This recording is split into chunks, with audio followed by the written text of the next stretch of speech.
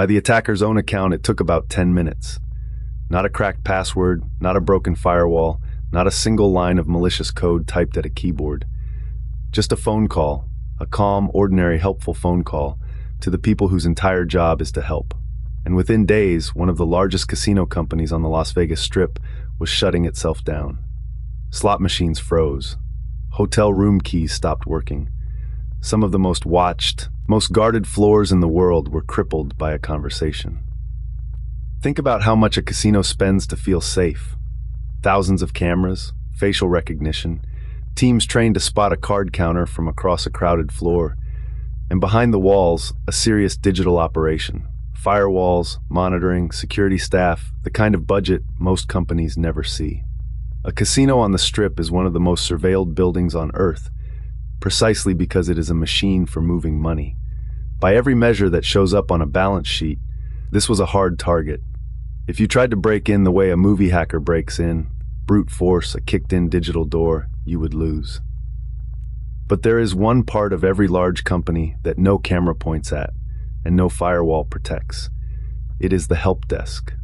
Somewhere in every organization there is a person whose job is to answer the phone when an employee is locked out. Forgot a password, new phone, can't log in before an important meeting. That person is measured on how quickly and how kindly they solve your problem. Their whole purpose is to say yes.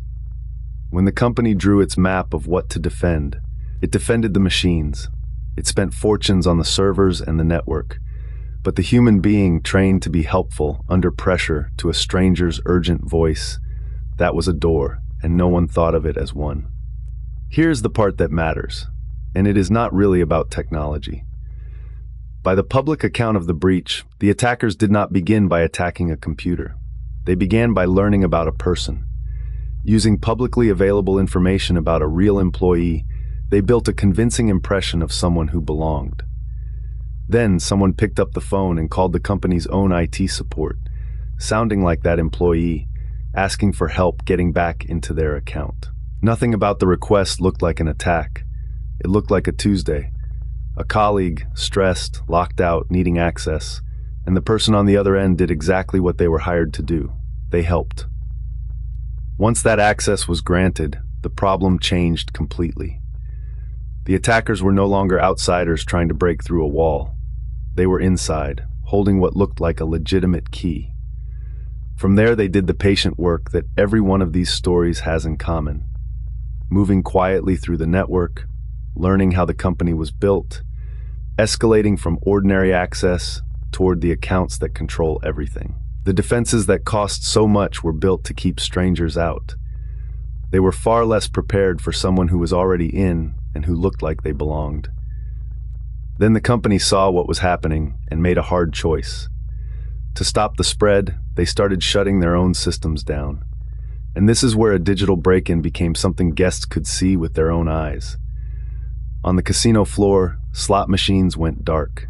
At the front desk, digital room keys stopped working, and lines formed of people who could not get into their rooms. Reservation systems failed.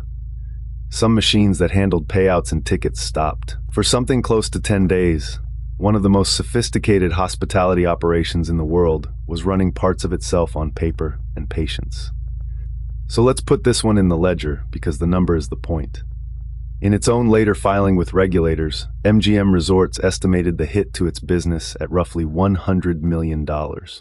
Not a ransom written on a note. The cost of the lights being off.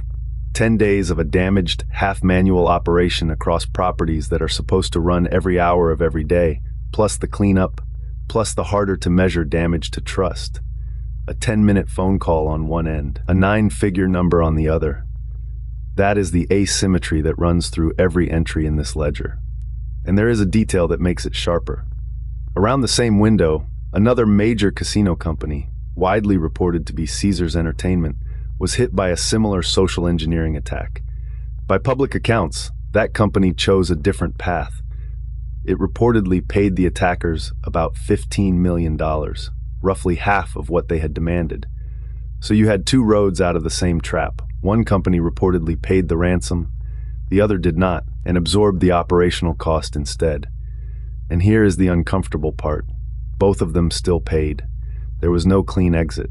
Once the friendly phone call succeeded, the only choices left were expensive ones. It is tempting to think this was the failure of one help desk worker. It was not. That framing misses the whole lesson.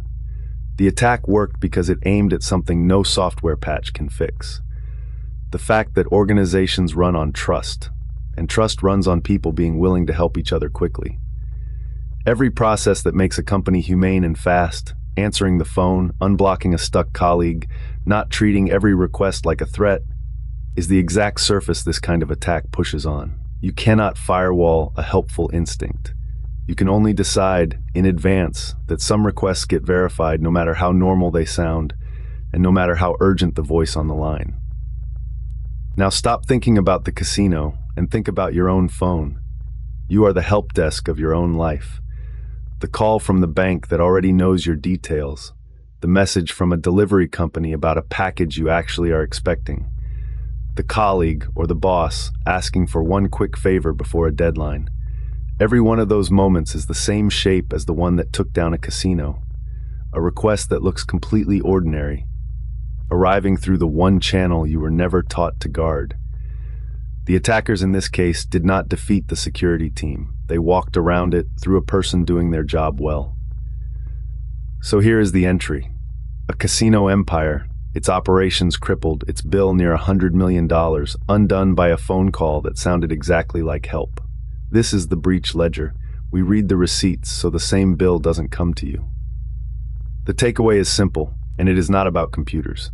When a request is urgent, unexpected, and asks you to open a door, slow down and verify, especially when the voice on the other end is being kind.